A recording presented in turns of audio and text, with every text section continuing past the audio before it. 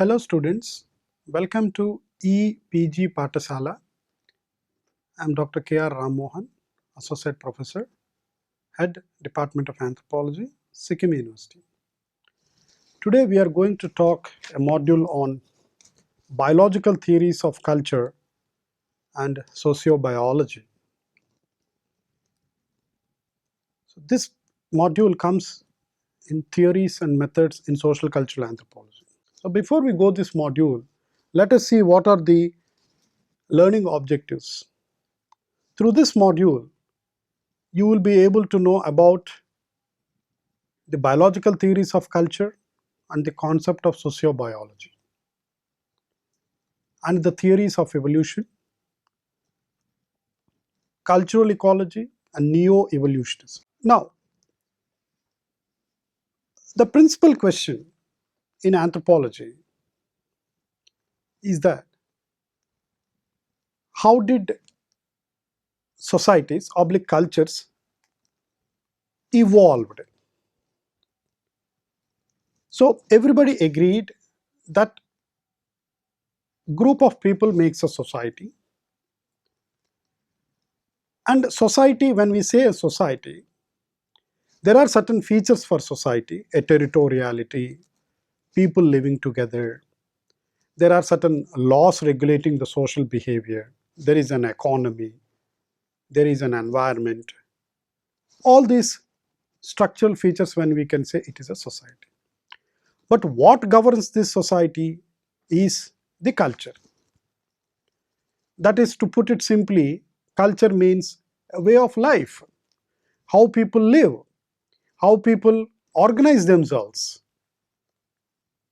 and how members of that society share a common meaning of their behavior. Now, being understood these two concepts, anthropologists and other scholars started to know how does a culture develops generally or even evolves.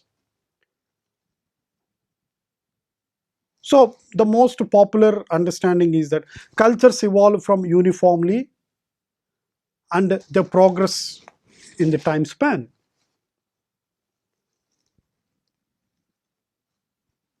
Scholars who took evolutionary approach that cultures have evolved from one stage to another stage have heavily influenced from Charles Darwin's theory of evolution and natural selection, which is basically a biological concept of the organisms. That Charles Darwin's theory of evolution says that mankind has evolved from simple single cell organism to multicellular organisms. So there is a sequence of pattern of evolutionary growth. Perhaps they could believe that even like organisms have taken a simple trajectory, cultures might have also taken a trajectory of from one stage to another stage, one to another stage. And all the cultures in this society might have taken the same route. And each culture, each society might have some internal dynamics, and that culture might have developed. But overall, if you look at the entire pattern, the sequence, that all cultures evolved more or less samely in this manner.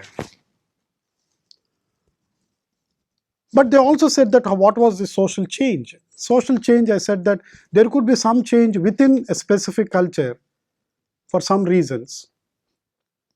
So development was there, which is internally determined.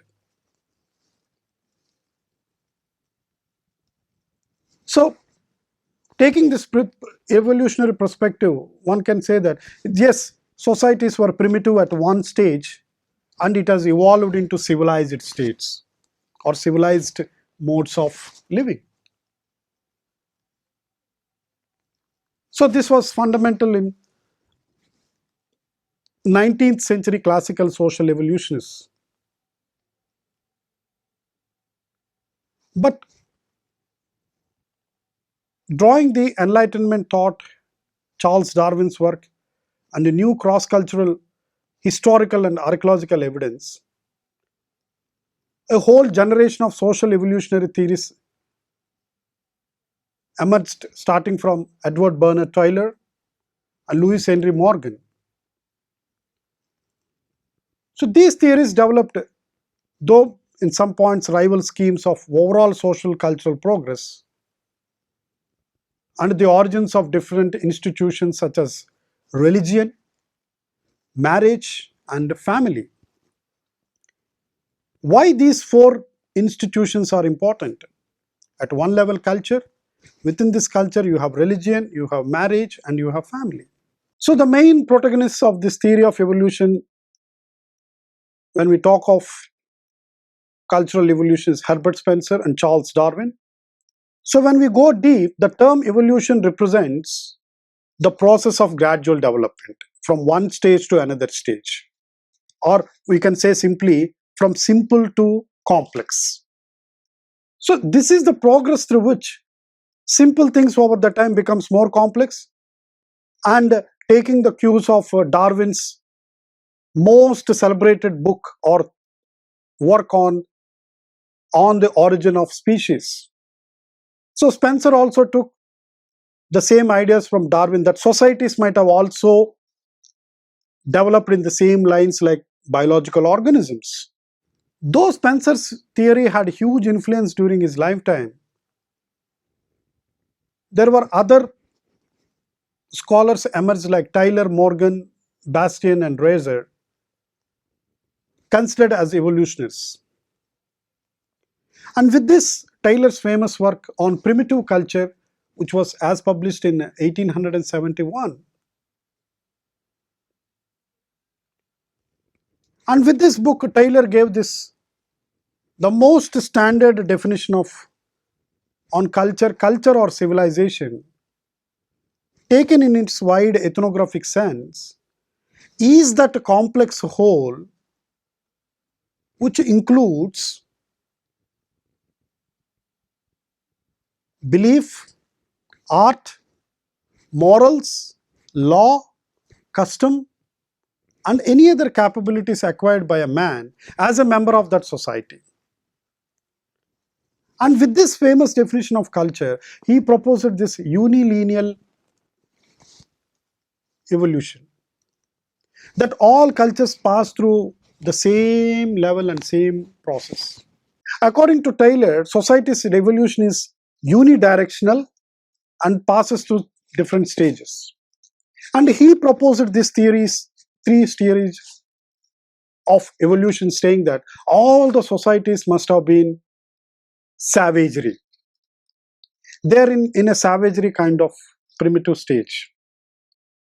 Then later on, these savagery societies might have become barbaric, fighting with each other for resources, for other food materials and all. Then slowly, these barbaric societies might have come into a civilizational societies.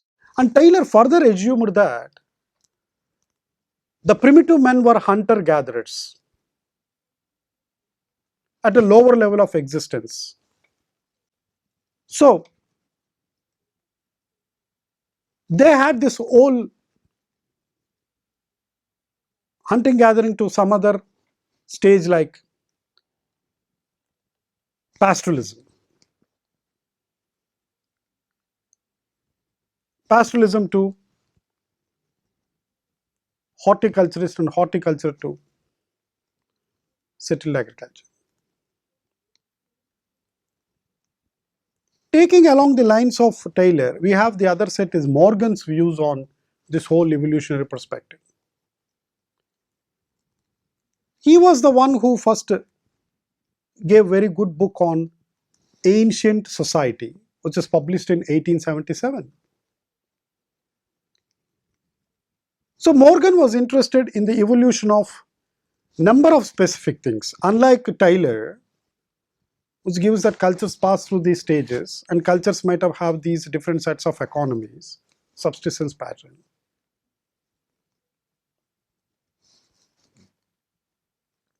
So Morgan listed them as The economies must have subsistence, government, language, family, religion, house life, architecture, and property. He was interested with these things. How did these things evolve from simple societies to complex societies? For example, in the evolution of the family, he was examining the ethnic communities in Hawaiian Islands in near USA. Morgan anticipated that human beings of the past used to live in primitive hordes where they used to practice unregulated sexual behavior, and as a result people could not identify their own offsprings, who are the father, who is the mother.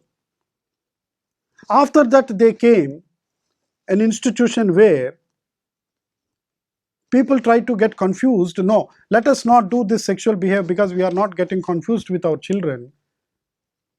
A group of men marrying to group of women, even that also get confused. Then people started exchanging brother and sister marriage, then led to individual marriages in this chronological order. But this was basically an anticipation. Then again he started looking at how societies, today we have a patriarchal societies at large, but at one point of time there was matriarchal societies at large, and how the systems of family have emerged from matriarchal society to patriarchal society, from economy to politics.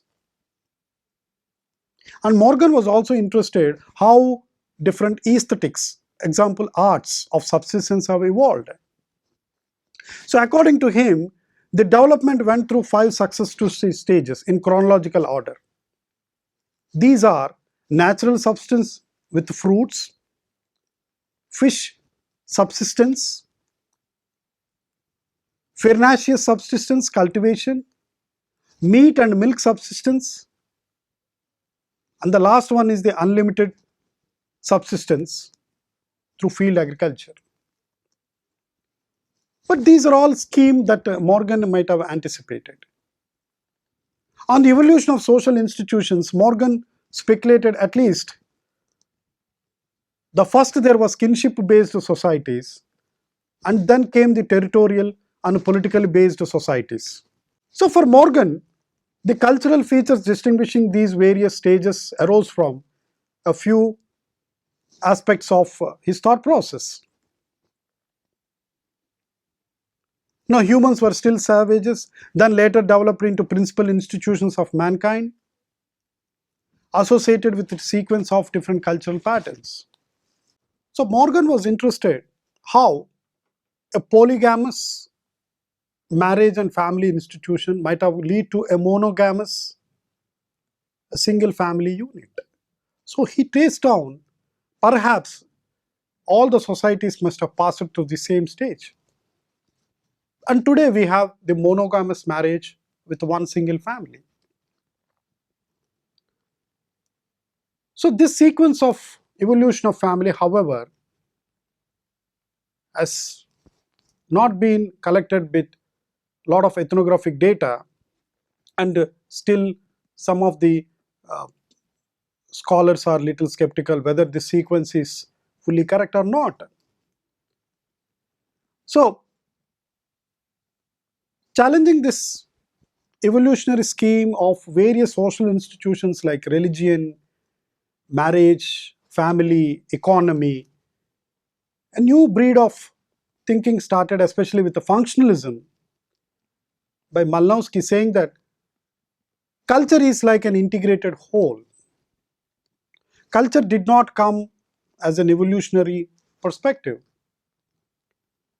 and this is not an isolated parts. So here we can see the biological analogy like an organism, like how an organism or an animal has different parts of the body which are functioning for the whole animal or whole organism, and each part is related to other parts of the body. Some are direct, some are indirect, but it propels the organism to move, to act. So perhaps functionalism took the same analogy, a biological analogy, to the culture and opined that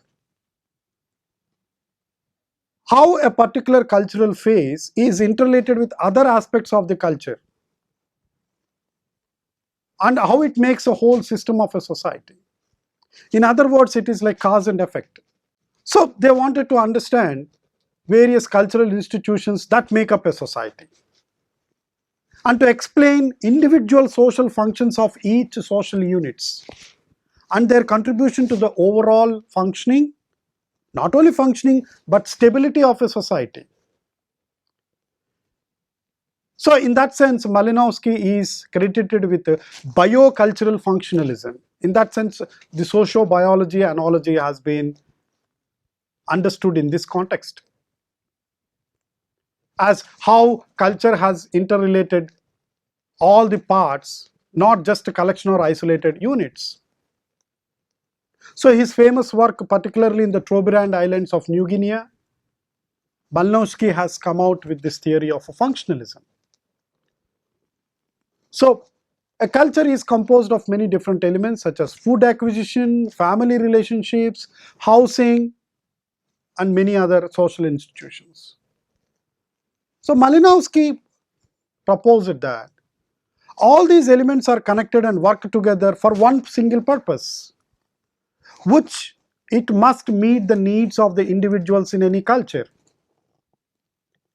So culture exists to satisfy the biological, psychological, social, and other needs of the individuals. Hence, we have the existence of culture. That could be the reason why all societies have cultures and they are in place. Today we have. In the same strand, another prominent school of evolution is this, apart from functionalism, is historical particularism by Franz Boas, who is also regarded as a father of American anthropology. Because Boas' contribution was noteworthy as he logically criticized the ethnocentric view of evolutionism. And Boas was also serious critic of armchair anthropologists before his time, that anthropologists are sitting with big arms and chairs, just theorizing by not doing ethnographic fieldworks. As a result,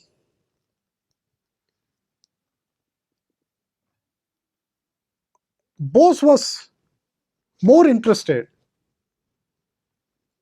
not with the evolutionary scheme, but with this historical particularism, that cultures must be understood in its own from a historical vantage point of view, not a scheme that so simple to complex things.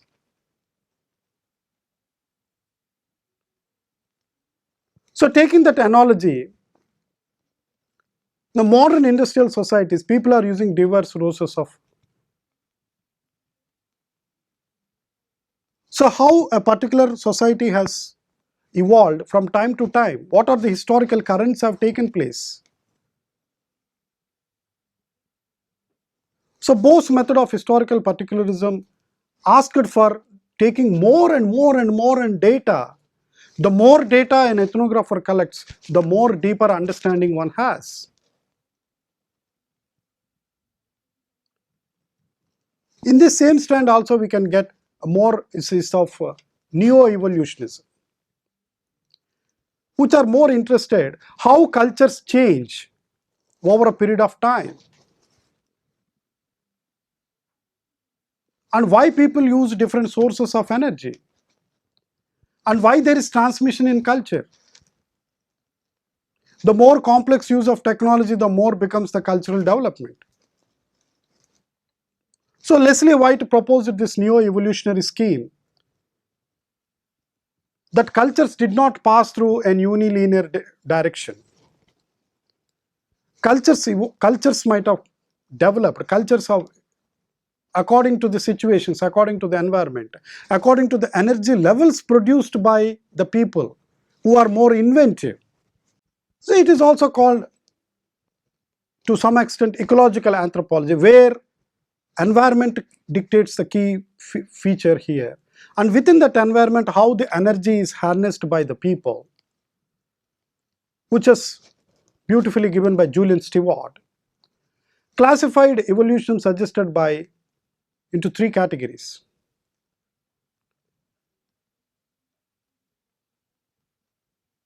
In his theory, he did not focus on particular or individual culture, that culture in a broad sense. So Stewart classified himself as a multilineal evolutionist in a sense that cultures evolved separately in different phases.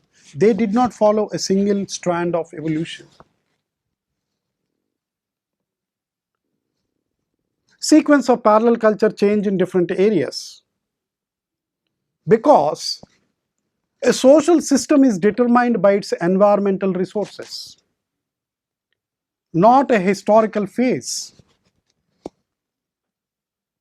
So the main idea of cultural ecology is to determine whether cultural adaptation toward the natural environment has led to social transformation and evolutionary change. So one has to understand how cultures adapted towards given environment. What are the mechanisms? Why did they adapt? And why cultures could not adapt at the other side? So Stewart emphasized the interrelation among natural conditions in the environment like rainfall, temperature, soils, technology, social organization,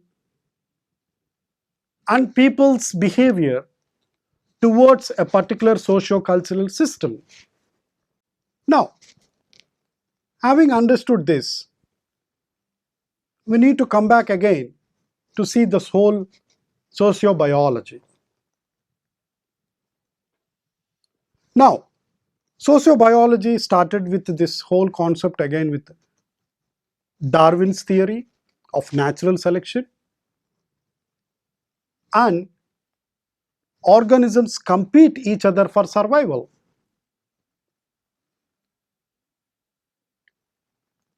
Why some species have more population, why some species do not have population? So Darwin thought that there could be strong competition for resources. Not all individual organisms that are born, in fact, because there is survival, struggle, and to reproduce. Hence he says that struggle for existence.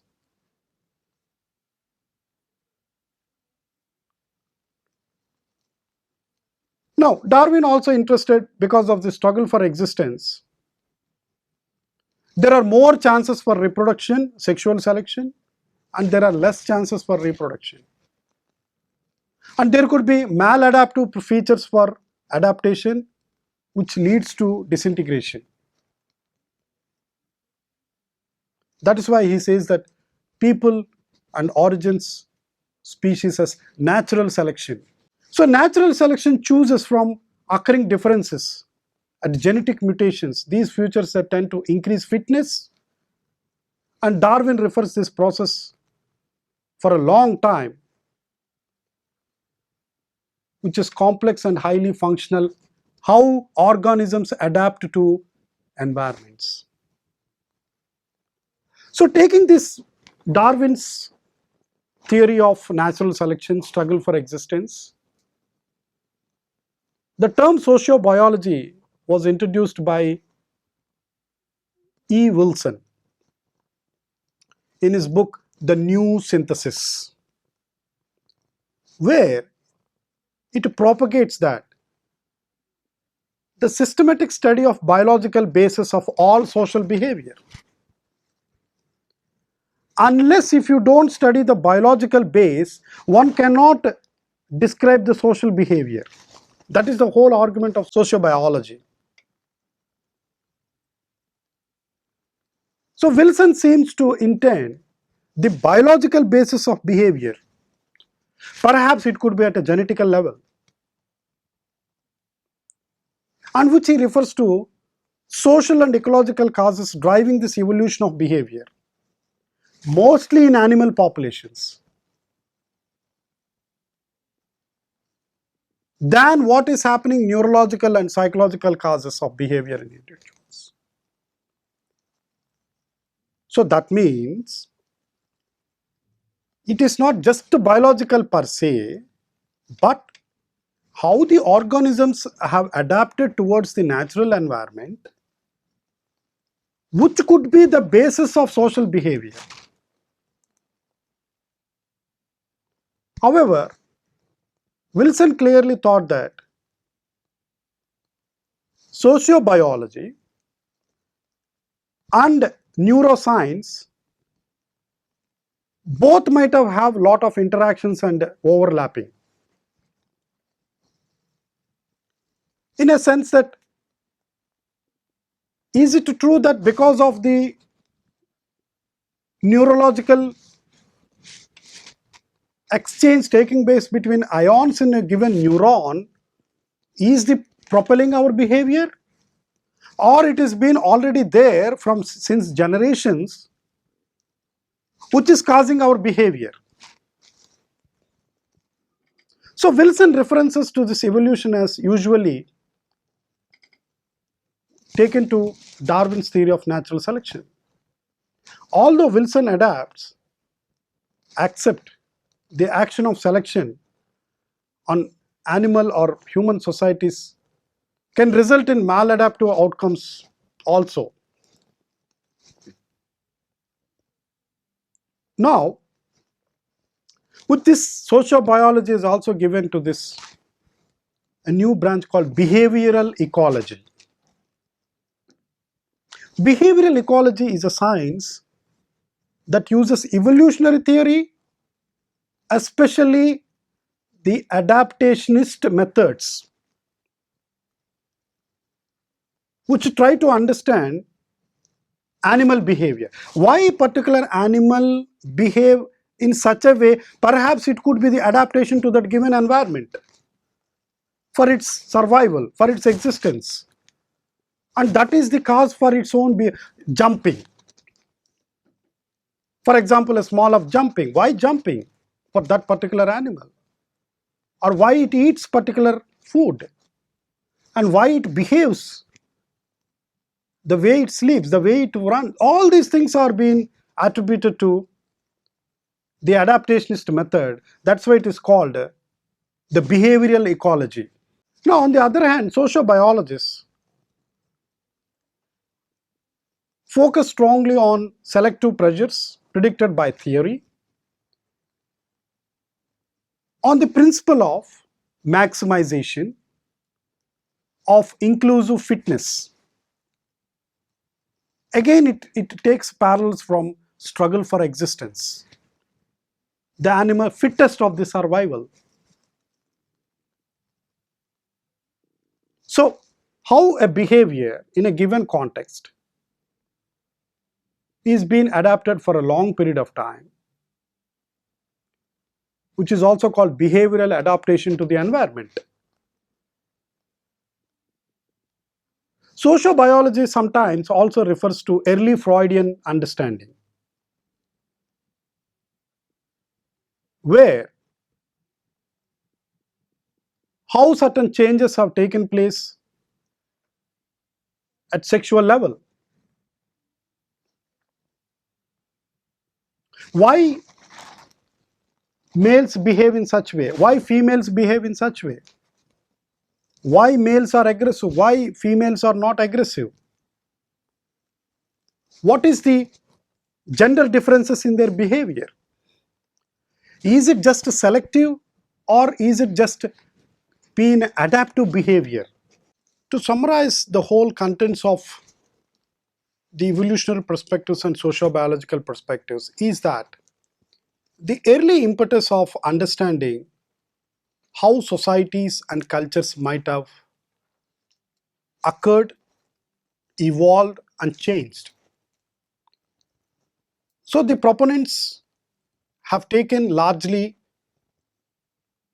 the clues from biological evolution by Charles Darwin, how organisms have developed from single cellular to molecular organisms. Tracing the same analogy, Early anthropologists like Taylor, Morgan have understood that societies and cultures might have passed through series of changes from simple to complex. And various social institutions like family, marriage, economy, political organization might have also started with some form and later come to a different form.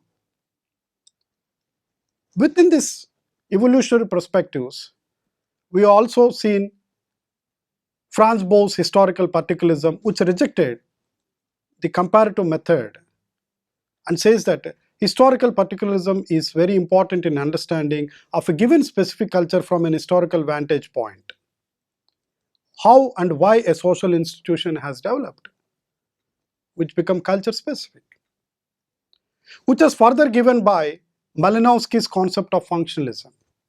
So functionalism by Malinowski took the analogy of an organism, stating that how an organism is related with internal parts, which maintains the whole existence of the organism and also the stability of the organism. The same analogy is also taken to the culture, though culture is not a loose parts and units, but all parts are interrelated each other to maintain the existence and stability of the culture. Then again we have seen the neo-evolution, which states that cultures did not pass through unilinear evolution, but they are phases of multilinear evolution where cultures are more adaptive in terms of harnessing energy. So those cultures which have harnessed energy, which have developed more, and those cultures who did not harness energy have remained more or less developed in terms of development. Then the new approaches of sociobiology, which also took mostly from biological evolution and how societies adapt to the given environment, which also understanding give a new perspective of behavioral ecology, how particular organisms adapt and how do they behave, which has a biological base which manifests in social practice.